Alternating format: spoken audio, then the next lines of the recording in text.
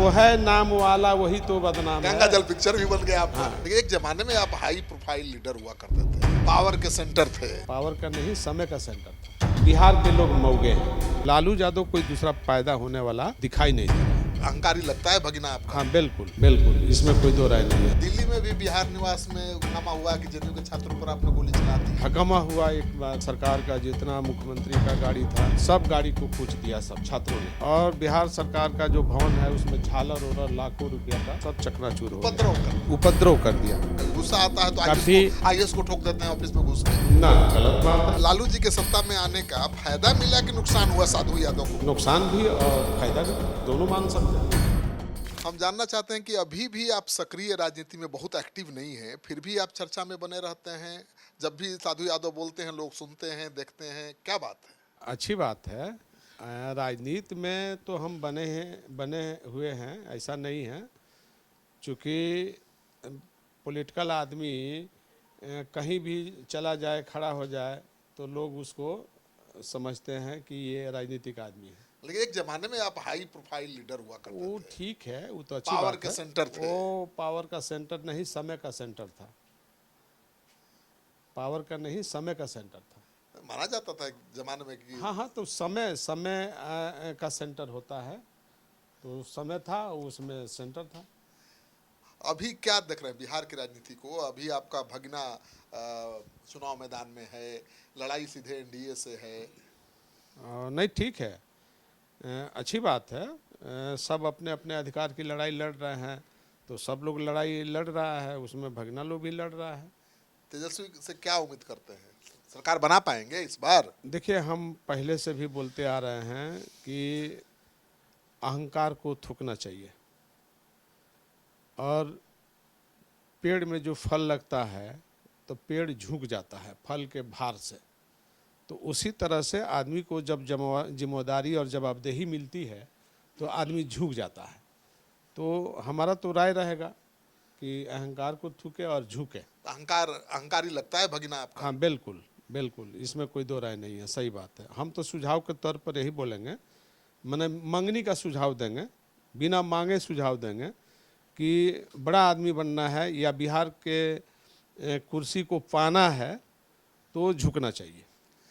आपको क्या लगती है कमी जो लालू जी में थी, खासियत वो नहीं है भगीना में? देखिए, लालू जी अब कोई दूसरा व्यक्ति पैदा नहीं हो सकता है, स्पष्ट है, चाहे घर में चाहे बाहर में। अब लालू यादव कोई दूसरा पैदा होने वाला दिखाई नहीं दे रहा है। तो आपका दूसरा भगीना तो कहता है तेज प्रताप की हम दूसरे लालू यादव बन रहे थे, इसलिए हमको रोका गया, परिवार और पार्टी से निकाला गया। तो ठीक है, अपनी अपनी भावना, बोलने के लिए आज़ादी है, कोई कुछ बोल दे। लेकिन मेरा मानना है, मैं मानता हूँ इस चीज़ को कि लालू यादव अब दूसरा कोई पैदा नहीं हो सकता। लेकिन वो नकल तो करते हैं, हाव भाव, बातचीत का तरीका लालू जी वाला देसी अंदाज है। नहीं, ठीक है, वो अच्छी बात है, वो सीखना चाहिए। लेकिन मेरे समझ से कि पूरे हिंदुस्तान में नहीं, पूरे दुनिया में कोई लालू यादव पैदा नहीं हो सकता है। तो साधु यादव लालू जी से बहुत नाराज थे। अब लालू जी जैसा कोई नेता पैदा नहीं हो सकता देश में, कह रहे हैं, दुनिया में नहीं। हाँ बिल्कुल, एकदम सही बोल रहे हैं।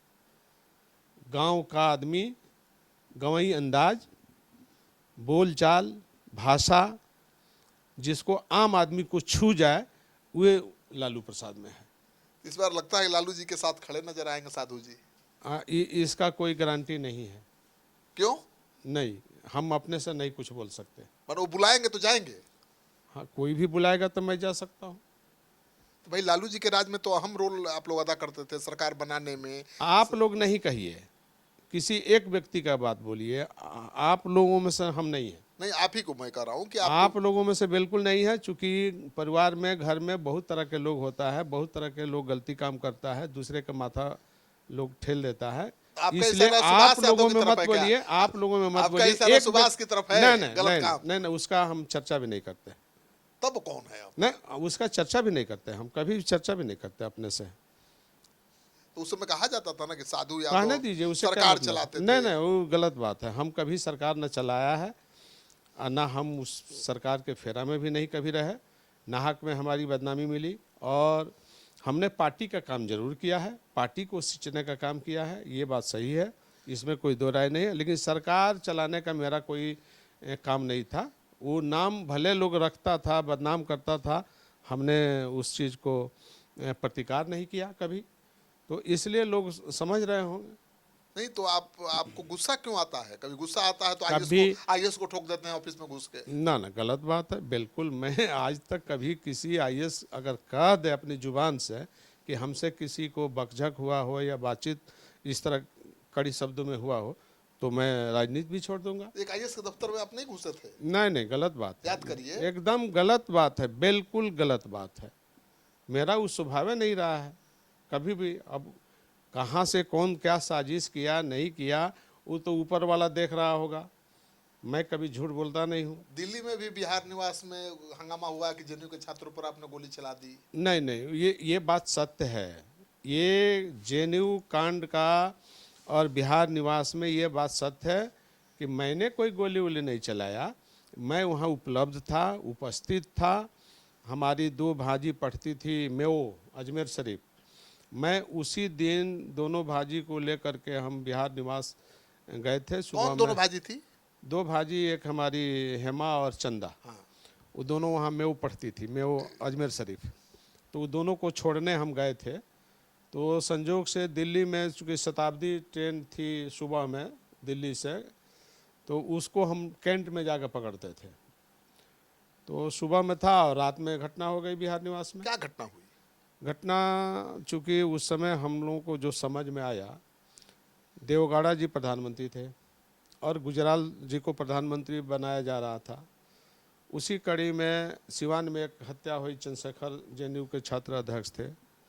तो ये हम लोगों को कोई खबर उबर थी नहीं कि कहाँ किसकी हत्या हुई, क्या हुआ नहीं हुआ, कौन किया। साहबुद्दीन का नाम आया।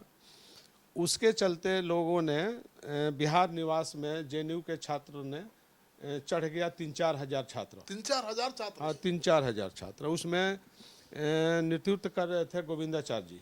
अच्छा। तो गोविंदाचार्य के नेतृत्व में 3-4 हज़ार छात्र वहाँ पहुँच गए। और ये घटना है शाम के करीब 7-8 बजे की बात है। उस समय हम खाना खा रहे थे बिहार निवास का किसी कमरा में बैठ कर के। तो वहाँ हंगामा हुआ एक बार। पूरा गाड़ी सरकार का, जितना मुख्यमंत्री का गाड़ी था, चीफ मिनिस्टर का, सब गाड़ी को कूच दिया सब छात्रों ने।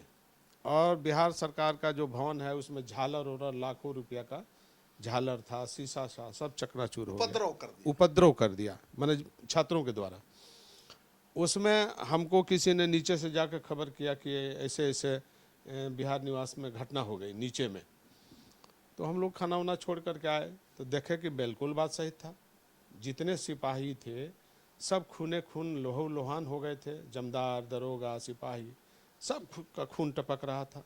और हमने देखा तो गाड़ी चकनाचूर, सारा गाड़ी टूट गया, शीशा टूट गया।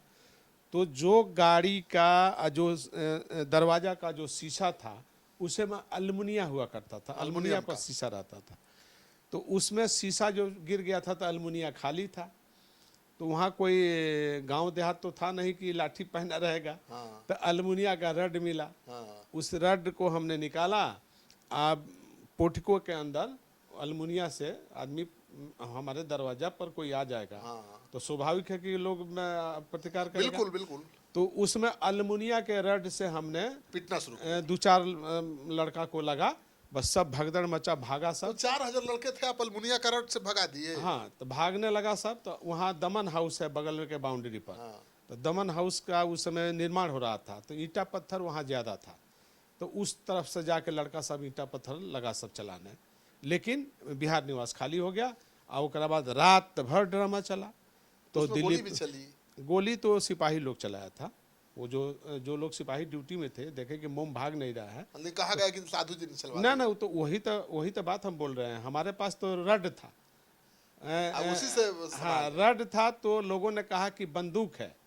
तो बार बार वहाँ 30 हजारी कोर्ट के जो जज थे, वो माननीय जज जो थे, वो देख रहे थे। बार बार महीना में 2 बार टीवी लगाते थे लोग वहाँ न्यायाधीश जो थे अपना चैम्बर में। तो बार बार वो लोग बार बार घुमा के फिगर जो है जी न्यूज़ का, ईटीवी का, आज तक का जितना चैनल था सबको लोग देख रहे थे। तो कहीं नहीं वही रड आता था और मेरा माथा पर पगड़ी था, तो लोग उस रडवा बंदूक की तरह दिखाई देता था। तो बाद में वो लोग सर्टिफाइड हुए कि नहीं बंदूक नहीं है, रड है। रड है। और उसमें जब पुलिस का हुआ था कि नहीं वो तो शीशा आप दरवाजा। बिहारी स्टाइल में पूरा पगड़ी बांध के निकले, रड लेके एकदम। हाँ तो हम नहीं था, और भी लोग था वहाँ, स्टाफ बिहार के नहीं, स्टाफ भी हिम्मत था। की बात है भाई, अब 4000 लड़कों के बीच में आप उतर गए लाठी नहीं लेके। लेकिन वो लोग भागा, और बिहान भैला जो है उसी दिन रात में देवगढ़ा जी। रड देख के भाग जाएगा जी, बंदूक होगा तब ना भागा नहीं तो होगा। सिपाही लोग का था ना बंदूक। तो ले लिए थे आप क्या? ना ना, क्यों मैं क्यों लूँगा भाई किसी का, ये सब गलत बात है। तो ये सारा चीज़ हुआ उस समय। गुजराल जी प्रधानमंत्री बने और देवगढ़ा जी हटे। तो ये अंदेशा नहीं था कि सिवान में घटना घटी है, ये लड़का सब चलाया। हम बिल्कुल। लोगों को दिमाग में आया कि देवगढ़ा जी को प्रधानमंत्री जो हट रहे हैं, तो हो सके कहीं उसके देवगढ़ा के लिए। लोग तो नहीं हैं। हाँ हाँ। ये दिमाग में आया था बात को। तो गुजराल साहब जैसे प्रधानमंत्री बने, वैसे अपना जो निखिल कुमार जी यहाँ थे police commissioner. Police commissioner Delhi का, तो उनको बदल करके या कोकड़ साहब को लाया इन लोगों ने। तो ये जीन बिहार निवास का जो घटना थी, इस सीबीआई को हैंड ओवर, गुजराल साहब प्रधानमंत्री बनते सीबीआई को हैंड ओवर कर दिया। और सीबीआई ने जांच पड़ताल करते हुए कोर्ट में दाखिला किया, और उसमें जो है 9 साल हम केस लड़े, और 9 साल के बाद हमको कोर्ट ने बरी किया। पटना वाला केस का क्या हुआ? वो महिला वाला केस जो हुआ था, कार में मिला था बॉडी, वो तो आप लोग सब जानिए रहे हैं, सारा मतलब मालूम केस है। का क्या हुआ? उसमें तो हम कोई जिक्र नहीं करना चाहते हैं, स्पष्ट बता दें, चूँकि कई तरह के लोग चलाते रहता है, उसे में हम इसलिए नहीं जाना चाहते कि उसमें तो कोई ना FIR था ना कोई आपका नाम कैसे क्यों घसटा गया वो तो नाम इसलिए लोगों ने रख लिया कि विपक्ष में थे सुशील कुमार मोदी जी। तो मोदी जी को तो कुछ ना कुछ चाहिए था, छपवाने का छपास का बीमारी था, किसी का कुछ नाम ले लेते थे। तो सच्चाई तो सीबीआई ने न्यायपालिका को दे दिया, और न्यायपालिका ने उसको क्लोज करके बंद कर दिया, केस खत्म हो गया। केस खत्म हो गया। तो उसमें कुछ आप था ही कह नहीं। रहे हैं कि कोई आपकी भूमिका नहीं थी या इतनी बदनामी हुई? हाँ, तब फिर तो हम तो कह रहे हैं कि नाहक में बदनामी हमको मिलते रहा है। तो पावर में रहने के कारण मिला ना जी। हाँ बिल्कुल, नाहक में मतलब कोई लेना नहीं देना, ना उद्धव को लेना ना माधव को देना। अब नाहक में बदनामी तो होती है। लालू जी के सत्ता में आने का फायदा मिला कि नुकसान हुआ साधु यादव को? माने ज्यादा फायदा या ज्यादा नुकसान? अब उसको क्या कह सकते हैं, नुकसान भी और फायदा भी, दोनों मान सकते हैं।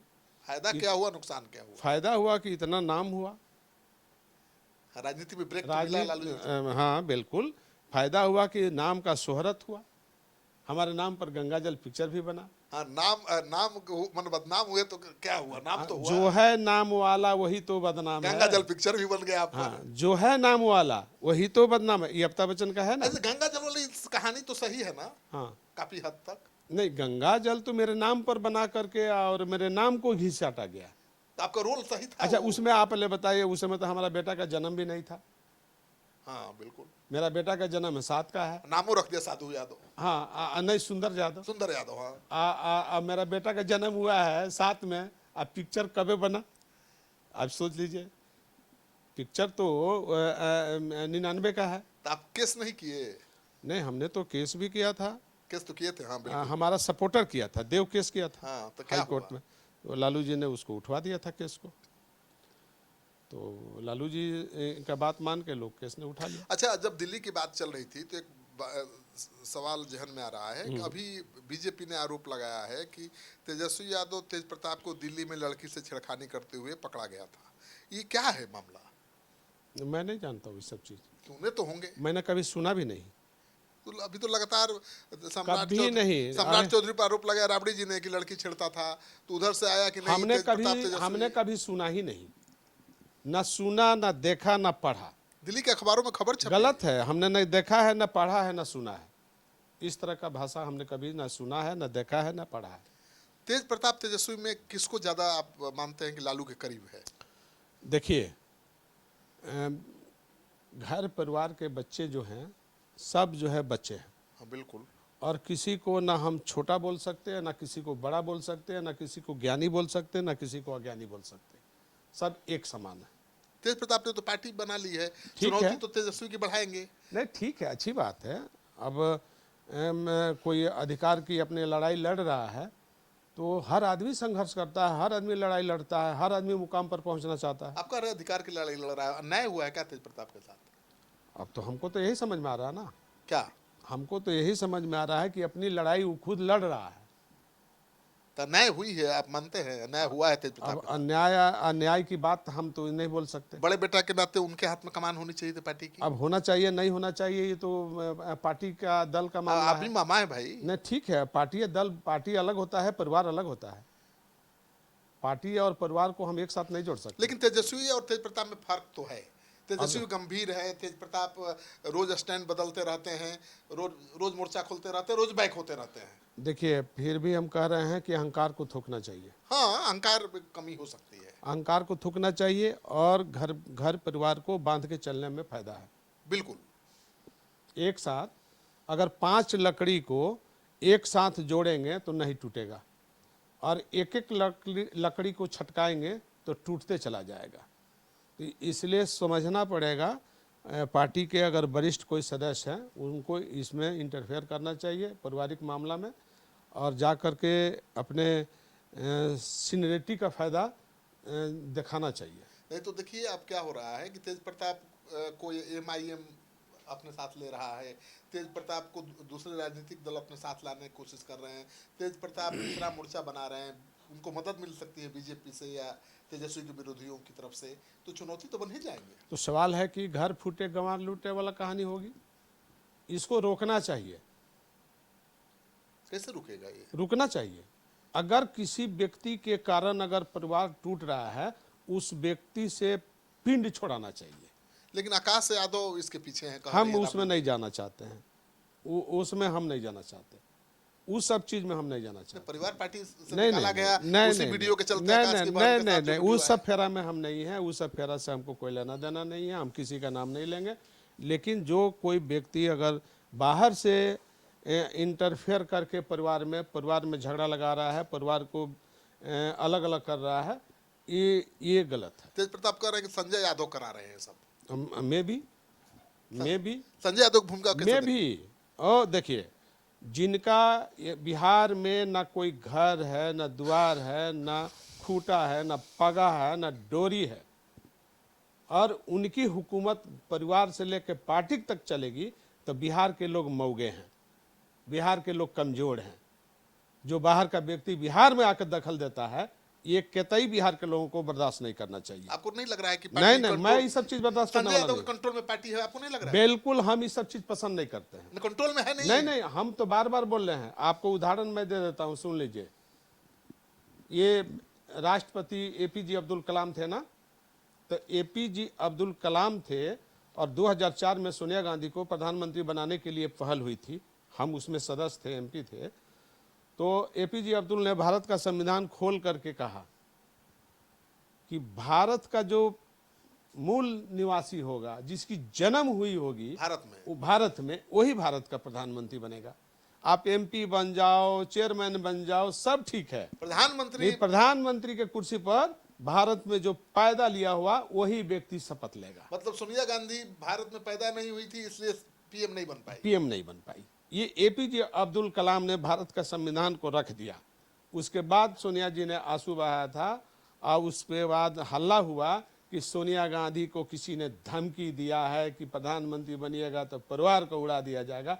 ये गलत बात था, और ये भी कहा गया कि उन्होंने प्रधानमंत्री की कुर्सी को ठोकर मार दी। नहीं, गलत बात था। और सुनिए, ये सच्चाई मैं बता रहा हूँ, और पहला व्यक्ति मैं ही था कि लालू जी हमको पहला सोनिया जी के यहाँ भेजे कि जाओ सोनिया जी से बात करके पूछ के आओ, तब हम चलेंगे। और मैंने सोनिया जी के यहाँ गया और सोनिया जी से बात किया, और फिर वहाँ से लौट करके आया, तो लालू जी और मैं और प्रेम गुप्ता बैठ करके हम लोग फिर दोबारा गाड़ी में गए। वहाँ सोनिया जी से घंटों बात हुई, और उसी दिन लालू जी ने कहा कि मैडम अगर कोई व्यक्ति धमकी दिया है तो बताइए। मैडम रोने लगी और बोली कि ऐसा कोई, मैंने उन्होंने ऐसा कोई बात नहीं बोला। उसके बाद लालू जी बोले कि मैडम आप जिसको चाहिएगा हम आपको सपोर्ट करेंगे, आप जिसको प्रधानमंत्री बनाना है बनाइए, हम लोग सपोर्ट आपको करेंगे। उनको क्यों नहीं बोलेंगे लालू जी? नहीं, वो जो मैं सच्चाई बता रहा हूँ। और सोनिया जी को ये बात उन्होंने कह के आए।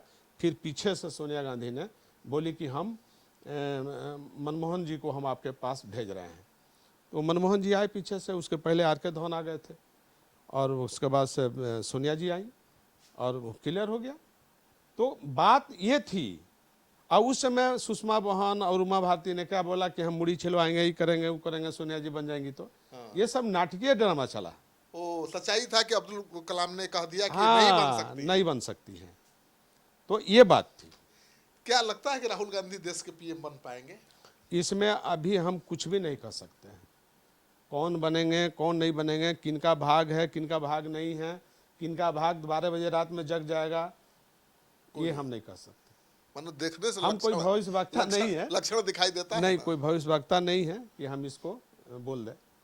तो बिहार के चुनाव में आप क्या देखते हैं? देखिए, बिहार का चुनाव है तो बिहार के इशू बनाना चाहिए।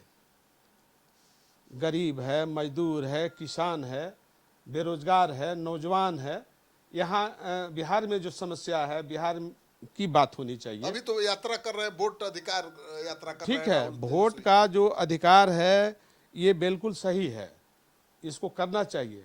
चूंकि देश में 85% लोगों को अनाज मिल रहा है, और 85% में 15% अगर कट गया तो बचा कितना?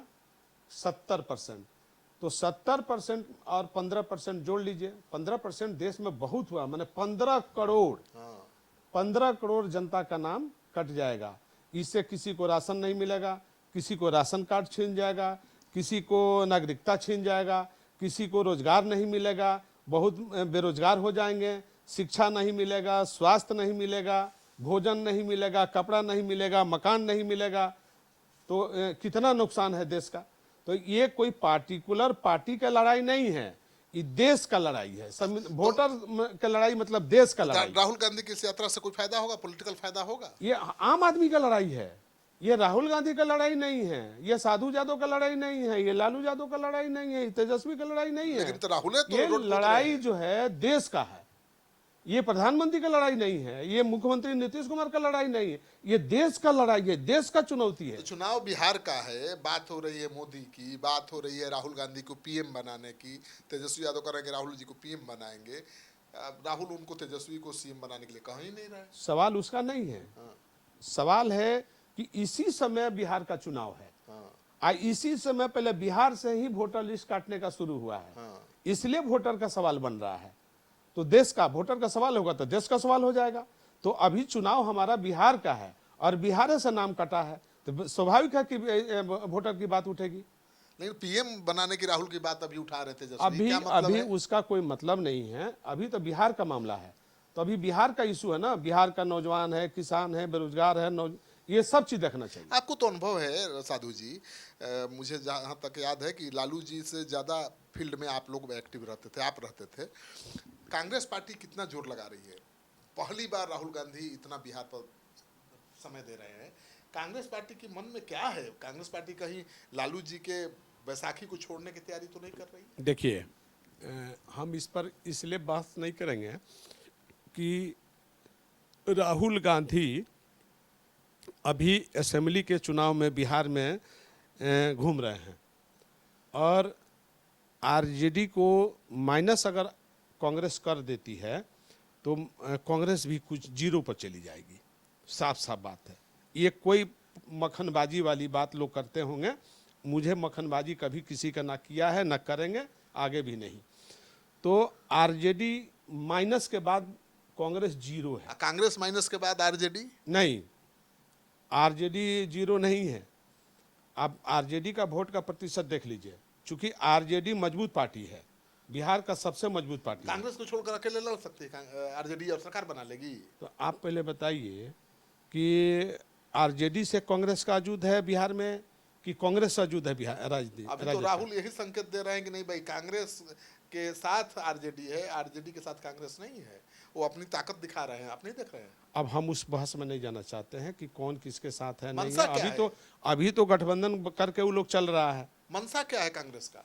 तो ये कांग्रेस ना जाना भाई, हम कौन बोलते हैं बताने वाले हैं? हमारे पास थोड़ी उसका विजन है। राजनीतिक अनुभव है अरे। नहीं, राजनीतिक अनुभव से हम बात करेंगे, हाँ, लेकिन कांग्रेस का हम कोई प्रवक्ता तो है नहीं कि जवाब देंगे, हम आरजेडी के प्रवक्ता तो है नहीं कि जवाब देंगे। कांग्रेस तो हम बिहार के इश्यू पर जरूर बात कर सकते हैं, बाकी हम किसी का प्रवक्ता नहीं है। 70 से कम सीट पर कांग्रेस तैयार नहीं है। तो ये कांग्रेस और आरजेडी का मसला है। हम तो बिहार की जनहित में सवाल करेंगे। आप चुनाव किससे लड़ेंगे? हम चुनाव किससे लड़ेंगे, क्या करेंगे, अभी हम नहीं बताएंगे। मान लीजिए लालू जी आपको बुलाते हैं कि साधु जी आप यहाँ से चुनाव लड़िए, क्या करेंगे? इतना आप जरूर जान लीजिए कि अगर हम गोपालगंज से लड़ेंगे तो जहां से भी लड़ेंगे उसको फायदा होगा, उस पार्टी को फायदा होगा, उस दल को फायदा होगा, मजबूती मिलेगा। 6 सीट है, हम 1 सीट लड़ेंगे तो 6 के 6 सीट पर असर पड़ेगा। आरजेडी से लड़ेंगे तो ज्यादा मजबूत आप ना भी ना, होंगे हम और दूसरा बात RJD बोल रहे हैं। हम बिना बुलाए मेहमान कहीं नहीं है, किसी दल में नहीं मैंने है। तो यही पूछा कि बुलाया जाएगा तो आप लड़ेंगे हाँ आरजेडी बिल्कुल, से? बुलाया जाएगा, बात किया जाएगा तो करेंगे। मैंने आरजेडी से एलर्जी नहीं ना है? ना ना, हमको किसी से एलर्जी नहीं है। हमको ना बीजेपी से एलर्जी है, ना आरजेडी से एलर्जी है, ना जदयू से एलर्जी है, ना कांग्रेस से एलर्जी। हमको किसी से एलर्जी हाँ, आप तो पहली बार हम देखे कि लालू जी के फैसले को सही ठहराया, तेज प्रताप को पार्टी परिवार से निकाला, तो आपने कहा कि लालू जी गर्जीवन है, जो किया सही किया। हाँ सही किया। ये लगता है लालू जी का फैसला था।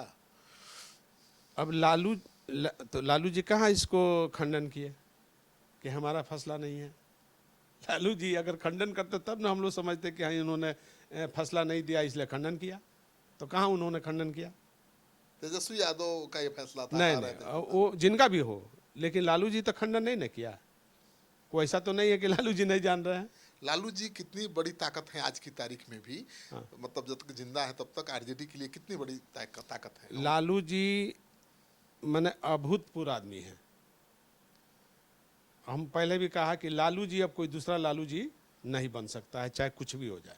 लालू जी के बाद क्या होगा आरजेडी का? लालू जी के बाद क्या होगा वो तो समय बताएगा। चिंता सता रही होगी ना? समय बताएगा, अभी हम क्या बोलेंगे, अभी हम कुछ नहीं बोलेंगे। लेकिन हम इतना जरूर जानते हैं कि अगर आरजेडी नहीं सुधरा या परिवार के कोई सदस्य जो जिम्मेदारी उठाए हैं अगर नहीं सुधरे, अगर अहंकार पाल के चले, तो ये चुनाव आखिरी चुनाव होगा।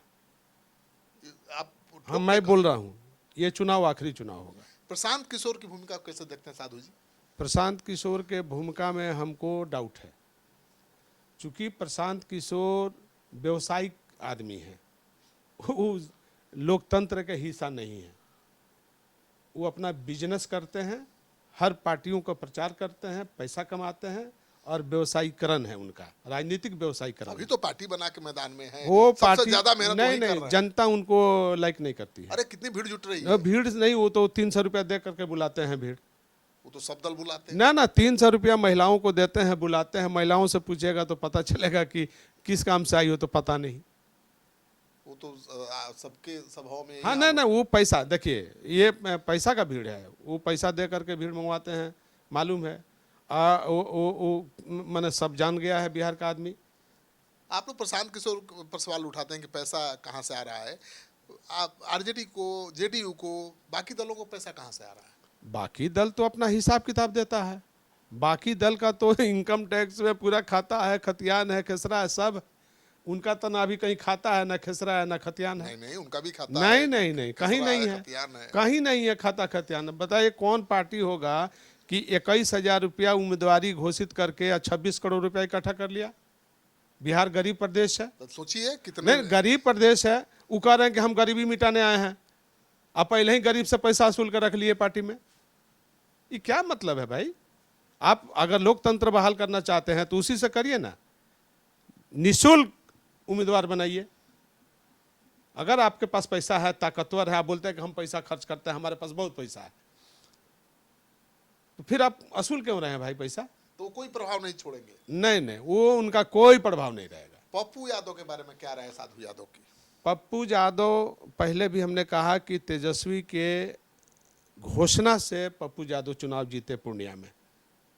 अगर तेजस्वी नहीं बोला होता कि अगर हमको नहीं आप वोट दे रहे हैं तो आप जदयू को दे दीजिए, अगर जदयू का नाम नहीं लिया होता तो पप्पू यादव चुनाव नहीं जीतते।